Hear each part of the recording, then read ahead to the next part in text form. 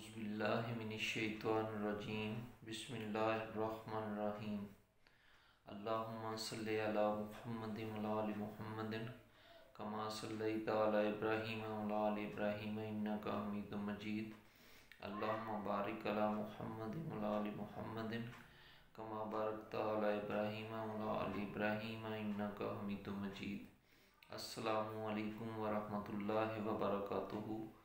محترم ناظرین، میں منور سعید آپ کی خدمت میں روشن پاکستان کی طرف سے حاضر ہوا ہوں۔ میرا آپ سے مؤدبانہ التماس ہے کہ آپ میرے چینل کو زیادہ سے زیادہ سبسکرائب کریں، شیئر کریں، لائک کریں اور کومنٹس کریں۔ بیل کے آئیکن کو دبا دیں اور آل پر کلک کریں تاکہ آنے والی ہر ویڈیو آپ تک بر وقت پہنچ سکے۔ آج جیسا کہ آپ نے سنا ہے کہ میں نے درود ابراہیمی کی تلاوت فرمائی ہے، آج میں اسی کے حوالے سے اس کی برکات پر روشنی ڈالوں گا۔ جیسا کہ آپ سب جانتے ہیں کہ اللہ تعالیٰ نے قرآن کریم میں ارشاد فرمایا ہے کہ اے مومنو، میں اور میرے فرشتے اپنے نبی پر درود بھیجتے ہیں، آپ بھی آپ صلی اللہ علیہ وآلہ وسلم پر درود بھیجیں۔ میں نے ایک ایسا واقعہ پڑھا جس کا ذکر کرنا آج میں آپ کے سامنے مناسب سمجھوں گا۔ ایک دفعہ ایک کینسر کا مریض انمول ہاسپٹل میں داخل تھا اور اس کے بھائی نے یہ سارا واقعہ تحریر کیا تھا۔ وہ بتا رہے ہیں کہ ہم یہاں پہ 6 ماہ تک ٹریٹمنٹ کرواتے رہے۔ بڑا بھائی اس کا جو تھا وہ بلڈ کینسر کا پیشنٹ تھا۔ وہ کہنے لگے کہ ٹریٹمنٹ کے دوران حالت اس قدر بگڑتی گئی کہ ایک دن ایسا آ گیا کہ وہ صرف سانس اس کی چل رہی تھی اور ہوش و حواس میں تھا، مگر اس کی طبیعت اس قدر خراب ہو چکی تھی کہ ڈاکٹرز نے کہا کہ آپ بھائی مناسب ہے سمجھتے ہیں تو اسے اب گھر شفٹ کر لیں، چونکہ آپ کا بھائی اب چند دن کا مہمان ہے۔ تو کہنے لگا کہ میں بھی دیکھ رہا تھا، تو لہٰذا میں نے اپنے بھائی کو گھر پر شفٹ کر لیا۔ یہ واقعہ ٹوبہ ٹیک سنگھ کا ہے، ٹھیک ہے۔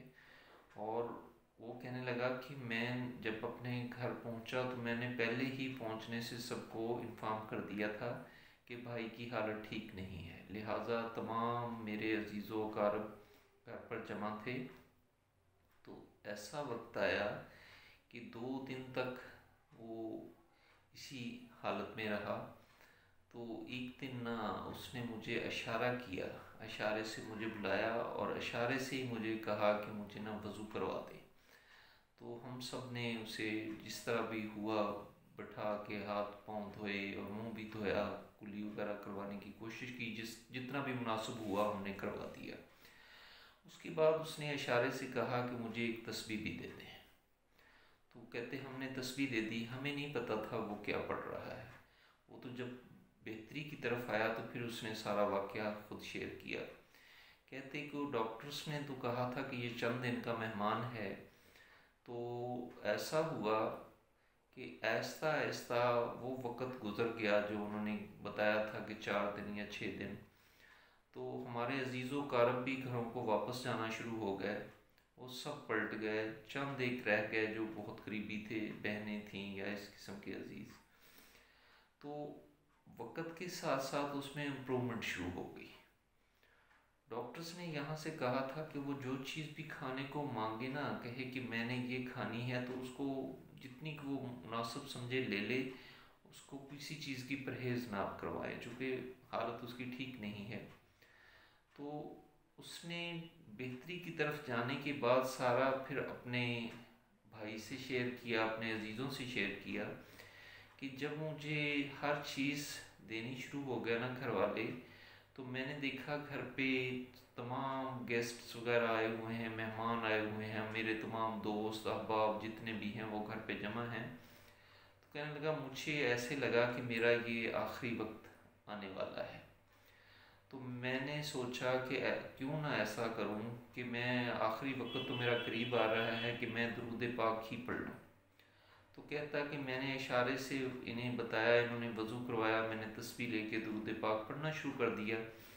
پھر کہتا میرے ذہن میں آیا، نیند تو مجھے آتی نہیں تھی، ذہن میں آیا کہ تو بہت کنجوس انسان ہے، تو درود پاک بھی پڑھ رہا ہے اور وہ بھی گن گن کے پڑھ رہا ہے۔ تو کہتا میں نے تسبیح سرکا دی اور میں درود پاک پڑھتا رہا۔ آج اور کل اور وقت گزرتا رہا۔ 1 ماہ میں حالات یہاں تک بہتر ہوئے کہ وہ اس کو پکڑ کے چلانا شروع ہو گیا گھر میں، اور تھوڑا سا چہل قدمی بھی کرنی شروع ہو گیا، اور وضو کر کے وہ بیٹھ کے نماز ادا کرنے کی پوزیشن میں چلا گیا۔ میں مختصر کرتا ہوں کہ 6 ماہ کے بعد وہ اس حالت میں امپروو کر گیا کہ اسے نہ تو گھر والے پہچانتے تھے کہ 6 ماہ پہلے اس کی حالت کیا تھی، اس کی کیفیت کیا تھی، نہ کوئی عزیز و اقارب پہچانتا تھا۔ وہ بالکل ایسے لگے کہ جیسے اس کو کبھی بیماری آئی ہی نہیں۔ تو وہ کہتا ہے کہ میں اور میرا چھوٹا بھائی ہم واپس ہاسپٹل آئے جس دن ان ڈاکٹرز کا ڈے تھا، جنہوں نے اسے پہلے ٹریٹ کیا تھا۔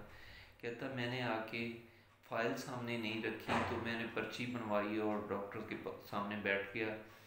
تو ڈاکٹر پوچھتے ہیں کہ آپ کو کیا مسئلہ ہے؟ تو میں نے بتایا کہ مجھے ایسے ایسے کینسر کا بتایا گیا ہے۔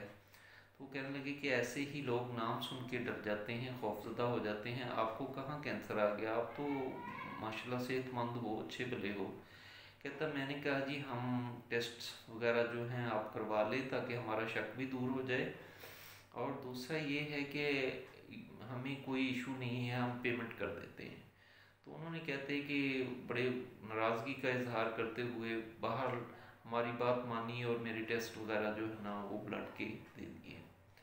رپورٹس آ گئیں، نیکسٹ ڈے ڈاکٹرز کہتے کہ ہم نے تو پہلے ہی کہا تھا کہ آپ کو کچھ نہیں ہے، آپ کی رپورٹس ساری نیگیٹو ہیں، آپ کی HB بھی ٹھیک ہے، آپ بالکل نارمل ہو۔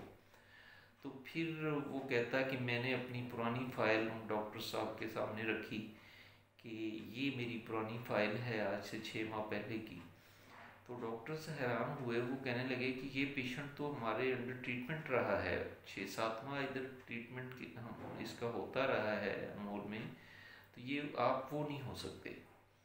اس کی حالت تو اس قدر خراب ہو چکی تھی کہ اس کو ہم نے گھر بھیج دیا تھا۔ اس نے بتایا جی میں وہی شخص ہوں۔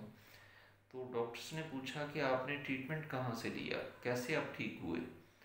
تو وہ کہتا ہے کہ میں نے بتایا جی کہ اس طرح جب میں گھر پہنچا تو میرے ساتھ یہ واقعہ پیش آیا، تو میں نے درود پاک پڑھنا شروع کر دیا تاکہ آخری وقت آنے والا ہے تو میں کچھ درود پاک ہی پڑھ لوں۔ تو اسی سے میری طبیعت بہتر ہونی شروع ہوئی اور اللہ تعالیٰ نے مجھے شفا عطا فرمائی۔ تو یہ واقعہ سنانے کا میرا مقصد یہ ہے کہ ڈاکٹرز نے بھی کہا کہ بھائی آپ کا پھر ٹریٹمنٹ ہی اسی میں تھا، ہم تو میڈیسن دیتے رہے، آپ ڈے بائی ڈے جو ہے نا ویک ہوتے رہے اور آپ کی صحت بگڑتی گئی۔ تو اللہ تعالیٰ نے آپ کو اسی وسیلے سے، اسی سبب سے شفا دینی تھی، تو لہٰذا آپ کو اللہ تعالیٰ نے شفا عطا فرمائی۔ میرا یہ سارا واقعہ سنانے کا مقصد یہ ہے کہ ہمیں چاہیے کہ ہم کم از کم اتنا ضرور کر لیں کہ نماز کے بعد اگر زیادہ نہیں تو 10-11 مرتبہ ہی درود پاک پڑھ لیں۔ ہم ویسے تو وقت ضائع کرتے ہی ہیں نا، بیٹھ کے ادھر ادھر کی باتیں کرتے ہیں، ان کا تو کوئی فائدہ نہیں ہونا آخرت میں ہمیں۔ اگر ہم درود پاک ہی پڑھتے ہیں تو اس سے چلو ہماری دنیا اور آخرت میں کوئی بہتری آ جائے، تو ہم آخرت میں ہماری نجات کا ذریعہ بن جائے۔ تو لہٰذا میرے دوستوں، میرے بھائیوں، میری بہنوں، میرے بیٹوں، میری بیٹیوں، میری آپ سے مؤدبانہ گزارش ہے، میری ریکویسٹ ہے کہ ہمیں چاہیے کہ ہم کچھ ایسا بھی سوچیں کہ جو ہماری دنیا اور آخرت میں ہماری نجات کا ذریعہ بنے۔ تو لہٰذا آپ یہ دیکھ لیں کہ جو پیشنٹ ڈاکٹرز نے لا علاج کر کے گھر بھیج دیا تھا، اسے ایک اللہ تعالیٰ نے شفا کا وسیلہ بنایا درود پاک کو، اور اس کا بلڈ کینسر درود پاک سے ٹھیک ہو گیا۔ یہ واقعہ میں نے خود پڑھا ہے، تو لہٰذا آج میں نے مناسب سمجھا کہ اپنے سب دوستوں سے، اپنے یوٹیوب کی فیملی سے، سب سے شیئر کیا جائے تاکہ کوئی اس سے فائدہ حاصل کر سکے، کسی کے فائدے کا سبب بنے۔ تو اسی پر میں گزارش کروں گا کہ میرے دوستوں، میرے ساتھیوں، میری بہنوں، میرے بیٹوں، میری بیٹیوں، ہم آج دین سے بہت دور ہوتے جا رہے ہیں۔ ہمیں عمل کرنا ہے، بے عمل نہیں رہنا۔ لہٰذا کوشش کریں کہ کوئی اچھے کام کر جائیں، کسی کے لیے کوئی اچھا سوچ جائیں، کوئی اچھا کر دیں۔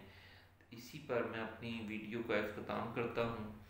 انشاءاللہ آئندہ ملیں گے کسی اچھی سی موٹیویشنل سٹوری کے ساتھ، جو کہ ہماری دنیا اور آخرت میں ہماری بھلائی کا سبب بنے گی انشاءاللہ۔ السلام علیکم ورحمۃ اللہ وبرکاتہ۔